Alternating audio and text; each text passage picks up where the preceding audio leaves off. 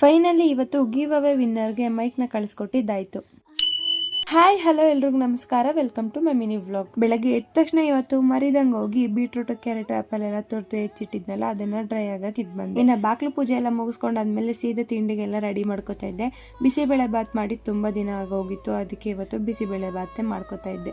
ತಿಂಡಿ ಎಲ್ಲ ರೆಡಿ ಆಗಾದ್ಮೇಲೆ ನಾನು ಹೋಗಿ ಪಟ್ಟಂತ ರೆಡಿಯಾಗಿ ನಾನು ತಿಂಡಿ ಹಾಕೊಂಡು ತಿನ್ಕೊಂಡು ಸಾಹೇಬ್ರು ಹೊರಗಡೆ ಏನೋ ಕೆಲಸ ಇತ್ತು ಅಂತ ಹೋಗಿ ಮತ್ತೆ ಬಂದು ಫ್ರೆಶ್ ಅಪ್ ಆಗಿ ನನಗೆ ಕಾಲೇಜಿಗೆ ಟೈಮ್ ಆಗಿತ್ತು ಅಂತ ಸಾಹೇಬ್ರು ಒಂದೇ ಉಸ್ರಲ್ಲಿ ತಿಂಡಿ ತಿಂತಾ ಇದ್ರು. ಇಬ್ರು ರೆಡಿಯಾಗಿ ಮನೆ ಬಿಟ್ಟು ಸಾಹೇಬ್ರು ನನ್ನ ಕಾಲೇಜ್ ಹತ್ರ ಡ್ರಾಪ್ ಮಾಡ್ಬಿಟ್ಟು ಅವ್ರು ಮತ್ತೆ ಕೆಲ್ಸಂಗೆ ಅಂತ ಹೊರಟ್ರು.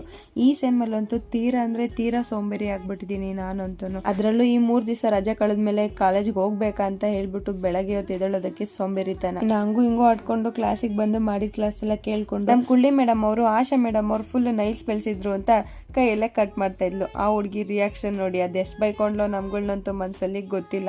ಇನ್ನ ಕ್ಲಾಸ್ ಎಲ್ಲ ಮುಗಿಸ್ಕೊಂಡು ನಾನು ಸೀದಾ ಮನೆ ಕಡೆ ಬಂದೆ. ಇನ್ನ ಫೈನಲಿ ಇವತ್ತು ಗಿವ್ ಅವೇ ವಿನ್ನರ್ಗೆ ನಮ್ ಕಡೆಯಿಂದ ಮೈಕ್ ನ ಕಳ್ಸಿಕೊಟ್ಟಿದ್ದಾಯ್ತು. ಇನ್ನ ಕೊರಿಯರ್ ಮಾಡ್ಲಿಕ್ಕೆ ನಾನು ಸಾಹೇಬ್ರನ್ನೇ ಕಳ್ಸಿದ್ದೆ, ನಾನೇನು ಹೋಗ್ಲಿಲ್ಲ. ನಂಗೆ ಫುಲ್ ತಲೆ ನೋತಾ ಇತ್ತು ಅಂತ ರೆಸ್ಟ್ ಮಾಡ್ತಾ ಇದ್ದೆ. ಇನ್ನು ನಮ್ಮ ಸಾಹೇಬ್ರ ಹೋಗಿ ಅಡ್ರೆಸ್ನೆಲ್ಲ ಬರೆದು ನೀಟಾಗಿ ಕೊರಿಯರ್ನೆಲ್ಲ ಮಾಡ್ಬಿಟ್ಟು ಬಂದು ಪ್ರಾಬಬ್ಲಿ ಇದು ನಾಳೆ ಹೋಗಿ ಅವರಿಗೆ ತಲುಪಬಹುದು. ಇನ್ನು ಸಂಜೆಯಿಂದ ನಾನು ಫ್ರೆಶ್ ಅಪ್ ಆಗಿ ಮೊನ್ನೆ ವಾರ್ಡ್ರೋಬ್ ಕ್ಲೀನ್ ಮಾಡ್ಬೇಕಾದ್ರೆ ಈ ಜಾಕೆಟ್ ಸಿಕ್ಕಿತ್ತು. ಇದೊಂಥರ ಮೆಮೊರಬಲ್ ಅಂತಾನೆ ಹೇಳ್ಬೋದು. ಯಾಕಂದ್ರೆ ನಾನು ಸೆಕೆಂಡ್ PU ಇದ್ದಾಗ ನ್ಯಾಷನಲ್ ಲೆವೆಲ್ ಸ್ಪೋರ್ಟ್ಸ್ ಆಡ್ಲಿಕ್ಕೆ ಡೆಲ್ಲಿಗೆ ಹೋಗಿದ್ದೆ.